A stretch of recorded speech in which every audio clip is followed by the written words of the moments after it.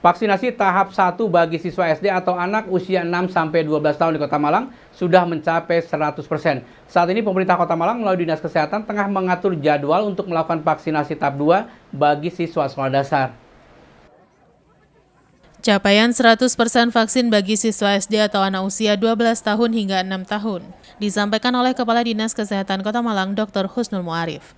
Ia mengatakan bahwa vaksinasi tahap 1 bagi anak atau siswa SD sudah mencapai 100%. Sedangkan untuk vaksin tahap kedua masih menunggu jadwal dari pelaksanaan vaksin tahap 1. Dr. Husnul menambahkan, meski vaksinasi tahap 1 sudah mencapai 100%, namun siswa dihimbau tetap menerapkan protokol kesehatan. Untuk pengawasan protokol kesehatan di sekolah merupakan tanggung jawab Satgas COVID-19 sekolah selama siswa berada di lingkungan sekolah. Sedangkan apabila di luar lingkungan sekolah merupakan tanggung jawab orang tua. Sebelum dilakukan pembelajaran tatap muka, Dinas Pendidikan dan Dinas Kesehatan Kota Malang telah meminta persetujuan bagi orang tua, sehingga orang tua dapat dilibatkan dan diikutkan bertanggung jawab dalam penerapan protokol kesehatan, baik di sekolah, perjalanan, dan di rumah. Kalau yang tingkat SD 12 ya, 12 yang 12 tahun itu sudah ya. Tahap pertama sudah 100% ya? Sudah. Tahap kedua kita masih menyesuaikan dengan jadwal yang tahap pertama di dosis 1 itu. Kalau anak sekolah itu kalau masuk lingkungan sekolah tentu itu adalah tanggung jawab daripada satuan tugas Satgas yang ada di sekolah. Nah, begitu keluar dari sekolah itu kita libatkan orang tua. Nah, makanya kemarin kan kita juga sampaikan adanya surat persetujuan daripada orang tua anaknya ini ikut PTM atau tidak. Begitu orang tua menyetujui ikut PTM, maka orang tua juga bertanggung jawab atas kepedulian anak dan orang tua dalam menjalankan protokol kesehatan, baik di sekolah, di perjalanan, maupun di rumah.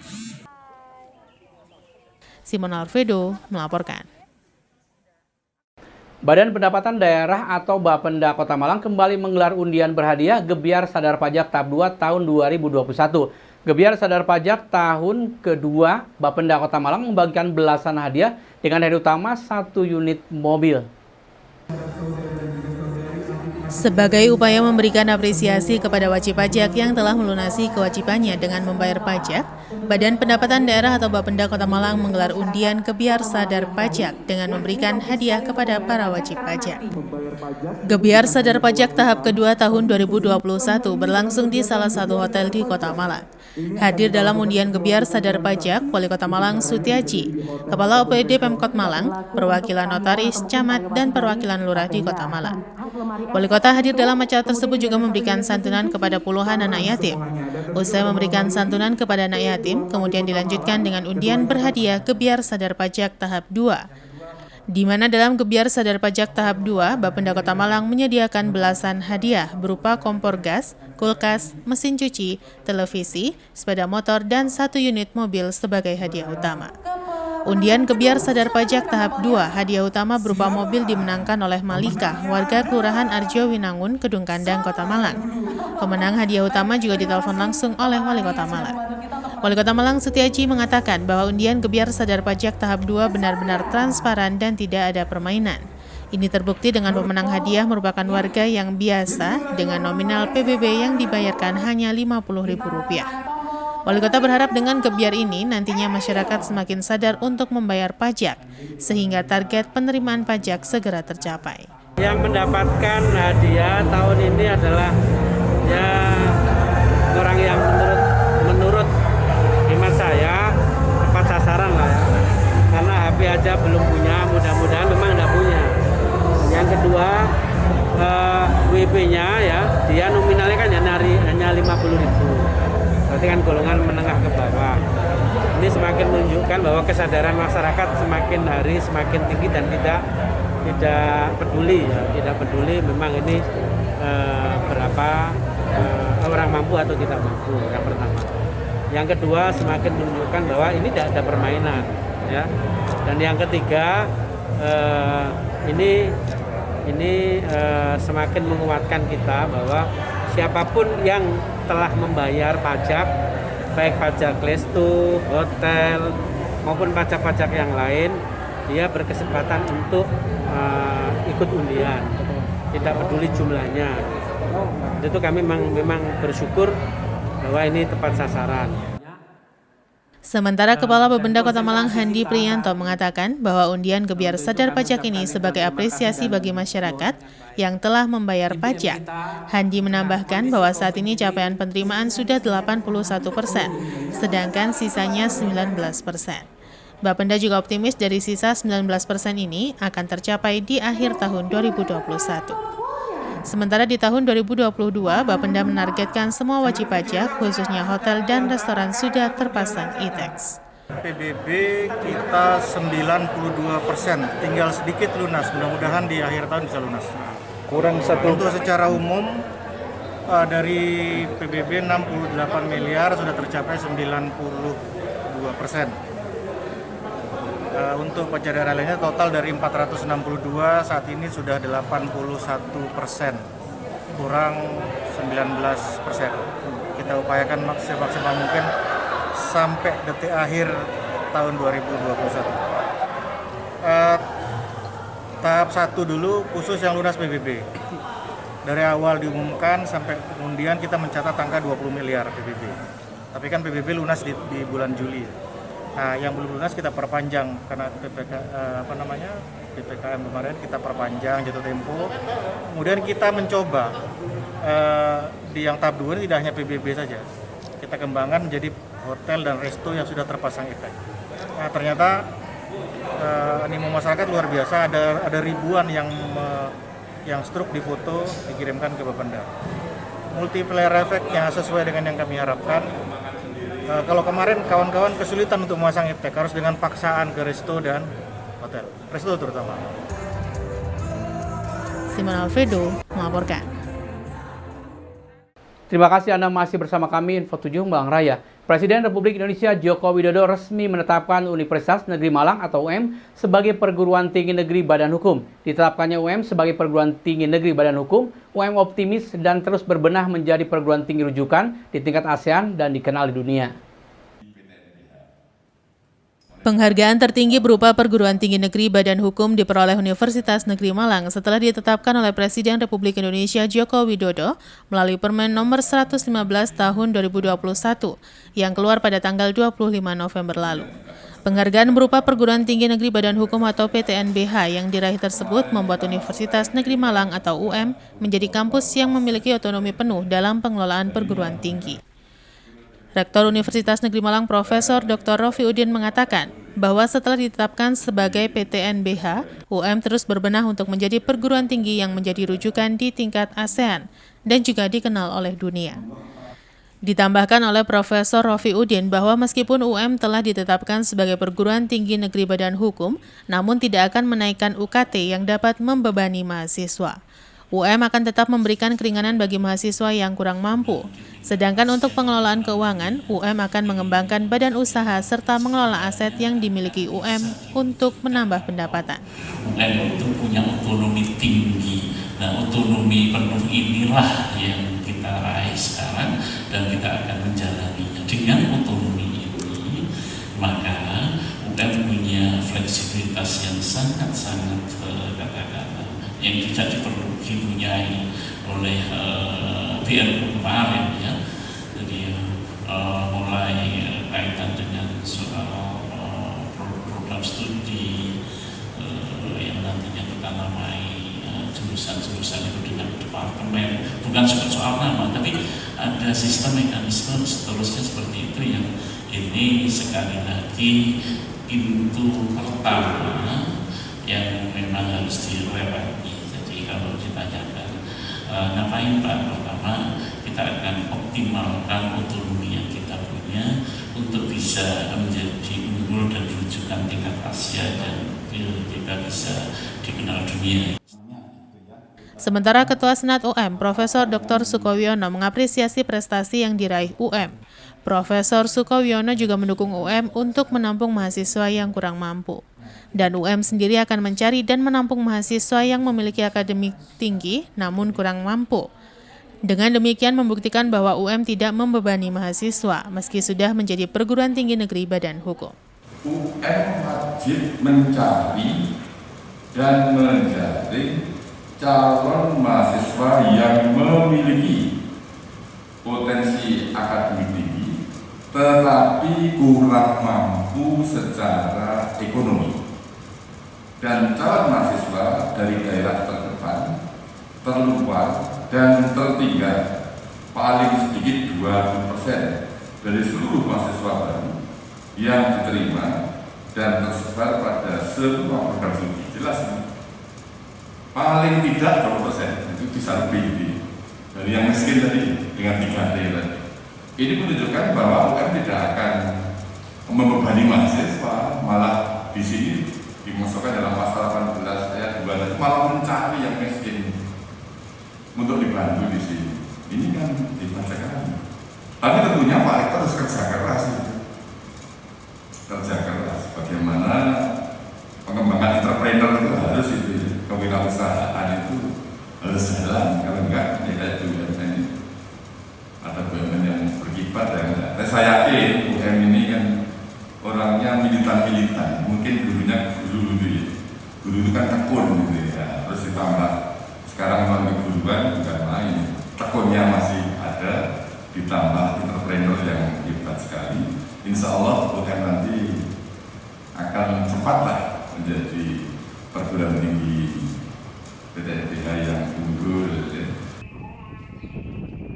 Simon Alfredo melaporkan. Memberikan pemahaman, wawasan, sekaligus pengetahuan tentang ketentuan perundang-undangan di bidang cukai dan program gempur rokok ilegal bagian perekonomian dan sumber daya alam Kota Batu bekerjasama dengan Kantor Pengawasan dan Pelayanan Bea dan Cukai tipe Madya Cukai Malang menyelenggarakan sosialisasi yang dihadiri 70 peserta dari kelompok sadar hukum, Dinas Kominfo, serta kelompok informasi masyarakat TV Desa Sekota Batu, Senin 6 Desember 2021 bertempat di salah satu hotel di Kota Batu. Kegiatan sosialisasi perundang-undangan di bidang cukai ini diikuti oleh kurang lebih 70 peserta yang merupakan kelompok sadar hukum atau Kadarkum, kelompok informasi masyarakat atau KIM TV Desa Sekota Batu. Kegiatan ini dihadiri oleh Kepala Bagian Perekonomian dan Sumber Daya Alam Kota Batu, Dr. Anda Emiliati MSI beserta jajaran, Kasih Pelayanan dan Informasi KPP Bea Cukai TMC Malang Sanja Asbai, dan para narasumber serta peserta sosialisasi. Kegiatan sosialisasi ini diselenggarakan untuk memberikan pemahaman dan wawasan kepada warga masyarakat, khususnya pemilik toko terkait dengan cukai rokok, sekaligus sebagai upaya untuk gempur peredaran rokok ilegal dengan peranan warga masyarakat, khususnya para pemilik toko. Dalam sambutannya, Kabak PSDA Kota Batu Dr. Anda Emiliati MSI menjelaskan, dana bagi hasil cukai hasil tembakau 2021 Kota Batu senilai 18,9 miliar. 50% untuk kesehatan, 25% untuk penegakan hukum, dan 25% untuk kesejahteraan masyarakat. Sementara itu dalam sambutannya, Kasih Pelayanan dan Informasi KPP Bea Cukai TMC Malang Sanja Asbai menjelaskan, misi Bea Cukai salah satunya terkait penerimaan negara dan berpesan kepada para peserta untuk bisa memberikan sosialisasi kembali ke masyarakat luas terkait dengan materi di bidang cukai, termasuk program gempur rokok ilegal. Pada kesempatan tersebut juga disampaikan materi oleh dua narasumber, Putri Satria dan Firman dari KPP Bea Cukai TMC Malang terkait manfaat cukai bagi pemasukan negara, ciri-ciri rokok ilegal serta cara identifikasi pita cukai. Acara diakhiri dengan pemberian hadiah kepada peserta yang bisa menjawab pertanyaan seputar materi sosialisasi. Kegiatan sosialisasi hari ini yang kami undang adalah kelompok informasi masyarakat, kelompok sadar hukum, yang ada di masyarakat masing-masing desa kelurahan. Mereka kedepannya kami harapkan bisa menjadi perpanjangan tangan dari kami untuk mensosialisasikan kegiatan DBH CHT ini. Karena mereka adalah pemuda dan tokoh masyarakat yang ada di desanya masing-masing. Kegiatan sosialisasi yang hari ini adalah kegiatan yang ke-25. Dari 30 target yang sudah kami tetapkan. Kami sudah melakukan kegiatan sosialisasi ini semaksimal mungkin, baik itu melalui media maupun langsung bertatap terbuka seperti ini. Nah, harapan kami dengan sudah tersebarnya kegiatan ini, tentu tidak kita temukan lagi perdagangan rokok ilegal yang ada di pemerintah Kota Batu. Iwan Dikmawan melaporkan. Terima kasih Anda masih bersama kami Info 7 Malang Raya. Memenuhi anggaran dasar dan anggaran rumah tangga KONI Kota Batu serta rencana program kerja tahunan, dilaksanakan kegiatan Rapat Kerja KONI tahun 2021, Minggu 5 Desember 2021 bertempat di salah satu hotel di Kota Batu.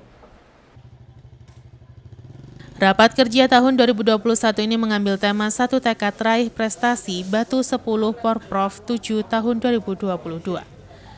Kegiatan Rapat Kerja KONI tahun 2021 ini dihadiri langsung oleh Wakil Wali Kota Batu Punjul Santoso, Kepala Dinas Pendidikan Kota Batu Dr. Eni Rahyuningsi MSI, Dewan Kehormatan KONI Kota Batu Dr. Andes Didik Mahmud, dan Dr. Haji Slamet Muhsin, Ketua KONI, Dr. Andes Mahfud beserta jajaran pengurus, serta perwakilan Forkopimda dan para atlet, pelatih dari 34 Pengda Cabang Olahraga se-Kota Batu.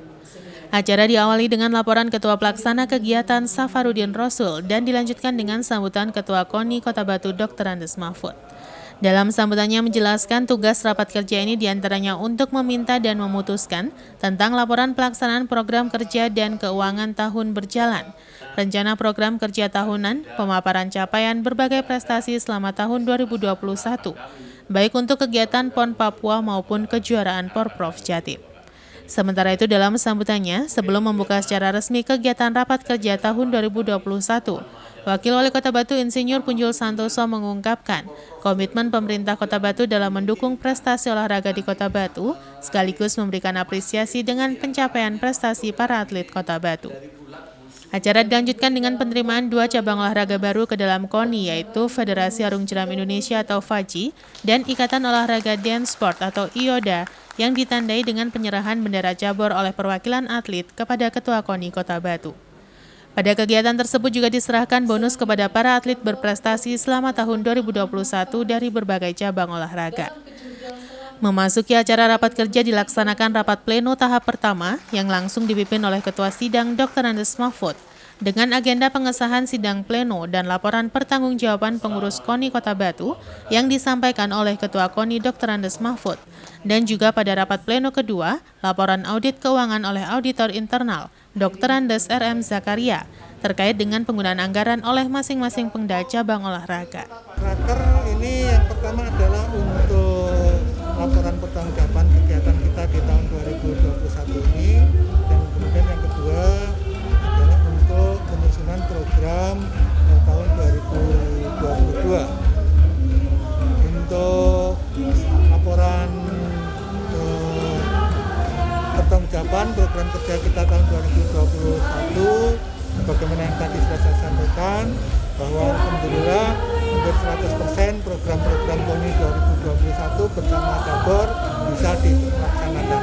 Kemudian anggaran juga demikian sudah terserap hampir 90%.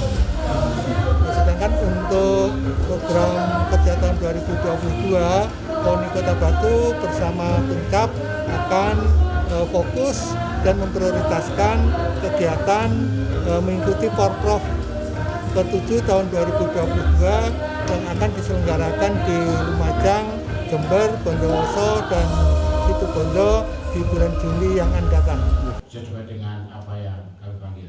Iwan Dikmawan melaporkan.